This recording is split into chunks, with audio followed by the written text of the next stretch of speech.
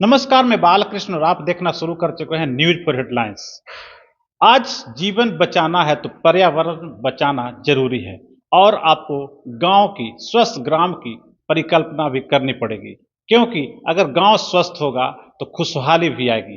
कुछ इसी तरह का विषय आज चुना गया है परिचर्चा करने के लिए। Shri Raj nursing training institute के सभागार में आज आरोग्य भारती द्वारा स्वस्थ ग्राम की परिकल्पना विषय पर एक संगोष्ठी आयोजन की गई।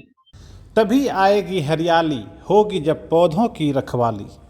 सूरज की गर्मी दूर भगाएंगे, हम पीपल नीम लगाएंगे। हाँ, हम बात कर रहे हैं आरोग्य भारती द्वारा आयोजित स्वस्थ ग्राम एवं पर्यावरण विषय पर हुए परिचर्चा की। पटना के मीठापुर स्थित श्रीराज नर्सिंग ट्रेनिंग इंस्टीट्यूट एवं पारा मेडिकल संस्थान में एक परिचर्चा का आयोजन किया गया, जिसमें रुक्ष रूप से पर्यावरण को बचाने के लिए चर्चा की गई, जिसमें संस्थान के निदेशक डॉक्टर एन.पी. प्रियदर्शी और संस्थान के सभी पैरामेडिकल स्टाफ और बच्चे शामिल हुए। जिसमें मुख्य रूप से चर्चा ये की गई कि हम पर्यावरण को कैसे बचाएंगे। पर्यावरण संरक्षण है सबका नारा और वन संरक्षण अधिकार हमारा। इसी विषय पर मुख्य रूप से संगोष्ठी का आयोजन किया गया था, जिसमें मुख्य अतिथि के तौर पे श्री सदाशिव, राष्ट्रीय संयोजक स्वस्थ ग्राम, और विशिष्ट अतिथि के तौर पे डॉक्टर सुरेंद्र राय, डॉक्टर जो senior consultant laparoscopy and plastic surgery हैं। आइए हम सीधे चलते हैं इस कार्यक्रम में, जहां संबोधित कर रहे हैं डॉक्टर एन.पी. प्रियदर्शी, संस्थान के निदेशक। जीवन की पहली कर्मभूमि है और दशरथ मांझी के हिम्मत है। इस तरह से हम लोग हमेशा प्रतिकूलता में अनुकूलता खोजते रहते हैं और निश्चित रूप से जो आपने भाव जगाया और अन्ना हजारे के बारे में बताया, हो सकता है कि इसी में से भी कोई हम एक और अन्ना हजारे पाएँ और वो बीड़ा उठाए, क्योंकि आज पर्यावरण पुकार रही है, निहार रही है, चिल्ला रही है कि उठो बच्चों, जगो और मुझे बचाओ। क्योंकि अगर आज नहीं बचा तो यह जो देख रहे हो, दो चीज़ जो हमारे आंखों के सामने हुई, एक जो आज के दिन में 50 डिग्री तक जो टेम्परेचर गया, ये पहली बार हुआ। और दूसरा जो कोरोना आया, जिसमें पैसे का कोई मोल नहीं, सहानुभूति ही संभव था और तुम्हारा प्रकृति ही तुम्हारा साथी था। तो ये दो बातें ने हमेशा दिखा दिया। पैसे धरे के धरे रह गए। बहुत सारे लोग आते थे हॉस्पिटल में कि सर जितना पैसा लेना हो ले लीजिए, लेकिन मुझे बेड दीजिए। बेड भी नहीं मिलता था। पैसे का कोई मोल नहीं, कोई मोल नहीं। एक एक दिन में एक एक दिन के लिए 1-1 लाख रुपया, 2-2 लाख रुपया, मतलब जो मांगो उससे देने के लिए तैयार थे। यही साक्षात है। लेकिन फिर भी बेड ही नहीं था, तब क्या करते?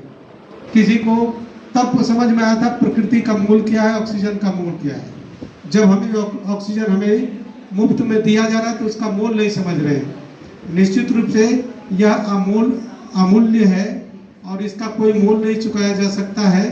तो हम लोग आज ही जगह, अगर आज हम लोग 10-10, 20-20 पेड़ लगाएंगे तो 5 वर्ष लगता है, 10 वर्ष लगता है। उसमें सभी जगह से यही पुकार आ रही है कि पर्यावरण को बचाओ, पर्यावरण को बचाओ।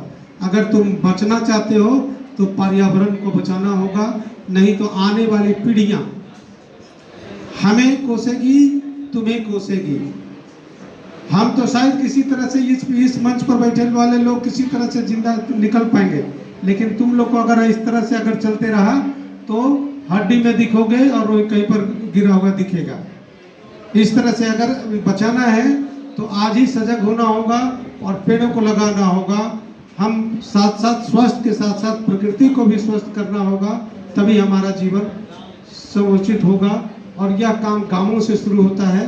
तो एक्चुअली कामयाबी एक समय की उपलब्धि नहीं होती है, लगातार सतत प्रक्रिया है। तो बच्चे थोड़ा सा निर्मल मन के होते हैं, अभी अभी उनकी ज़िंदगी की शुरुआत हो रही है। अभी जो विचारों की जो उनमें बीजारोपण होगा, उनको प्रेरित किया जाएगा, फिर उनकी आदत बनेगी, फिर उससे जुड़ेंगे, समझेंगे, बदलेंगे, जरूर ही पूर्णता की तरफ। पूर्णता तो कभी आती नहीं है, हमेशा समस्याएं आती हैं, लेकिन बच्चों का अभी ही ओरिएंटेशन जो उन्मुख होंगे तो अपने जीवन में धारण करेंगे पेड़ के प्रति, प्रकृति के प्रति, तो उनमें बदलाव जरूर होगा, प्रेरित होंगे, जाकर अपने में बदलाव लाएंगे। आरोग्य भारती यानी एक स्वयं सेवा संगठन है। आरोग्य भारती के रहने हम गाँववासी का ग्रामवासी को मिलकर हमारे काम है, हमारी जिम्मेदारी है, ऐसी विषय रखकर वो ग्रामवासी के सहायता से काम देखें। सबसे ज़्यादा अगर किसी चीज़ पर अगर ध्यान देने की ज़रूरत है सरकार को या मानव को या हमारे बिहारवासियों को, तो निश्चित रूप से यही दो विषय हैं जो हमेशा हम इसको उपेक्षित करते जा रहे हैं। आज पेड़ पौधे काटते जा रहे हैं, कंक्रीटों का शहर बनते जा रहा है, जहाँ आबो हवा के बिल्कुल बदलाव हुआ है। कभी पाटलिपुत्र जो हुआ करता था, पाटली मतलब होता है सेमल, इसका वृक्ष हुआ करता था पाटली को, इसी से नाम पाटलिपुत्र पड़ा था, लेकिन आज कहीं देखने को नहीं मिलते हैं वो पेड़, देखने को नहीं मिलते हैं, जबकि ये आच्छादित था, पूरा पटना आच्छादित था। और जब कभी हवाई मार्ग से हम लोग जाया करते थे आज के 20 वर्ष पहले, तो पूरे पटना जो दिखता था वो हरा भरा दिखता था। आज पूरा कंक्रीटों का शहर दिखता है। कहने का मतलब कि विकास बहुत जरूरी है, लेकिन विकास के साथ साथ ऐसा ना हो कि विनाश हो जाए। तो विकास के साथ साथ जितने हम कंक्रीट का शहर बनाते जाएं, उसके सापेक्षाकृत हमें पेड़ों को भी लगाना अति आवश्यक है। तो मैं आज के मुहिम से यही मैं बच्चों को संदेश देना चाहता हूँ कि चूँकि पेड़ अगर नहीं रहेंगे तो जीवन नहीं रहेगा, जल नहीं रहेगा तो जीवन नहीं रहेगा, पेड़ नहीं लगाओगे तो नीर कहाँ से पाओगे, नहीं मिल पाएगा। तो स्वच्छता इसी पर निर्भर करती है कि आप स्वच्छ वातावरण में रहें, तभी आपका फेफड़ा शुद्ध रहेगा। स्वच्छ वायु चाहिए, स्वच्छ ऑक्सीजन चाहिए, इसके लिए पेड़ लगाना चाहिए और स्वस्थ पेड़ लगाना चाहिए, और जो मूलभूत पेड़ है उसको लगाना चाहिए। बहुत लोग आजकल फलदार वृक्ष लगाते हैं, लेकिन जो कुछ कम फल वाले वृक्ष हैं जो तुरंत लाभ नहीं देता है, उस वृक्ष को काट देते हैं, जैसे पीपल का हुआ, बरगद का हुआ, नीम का हुआ।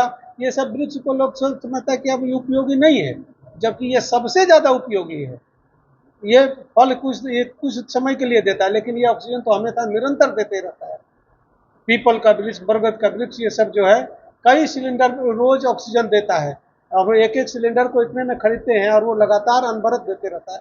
तो इस तरह से ये सब जो मुहिम है, जो हमारे मंचासीन लोग थे जिन्होंने इतने अच्छी वचन को बताया है और बच्चों को संबोधन किए हैं, यह निश्चित रूप से अनमोल है, और उनके वचन को बच्चे लोग पालन करेंगे, और आपके माध्यम से दूर दूर तक यह संदेश निश्चित रूप से जाएगा।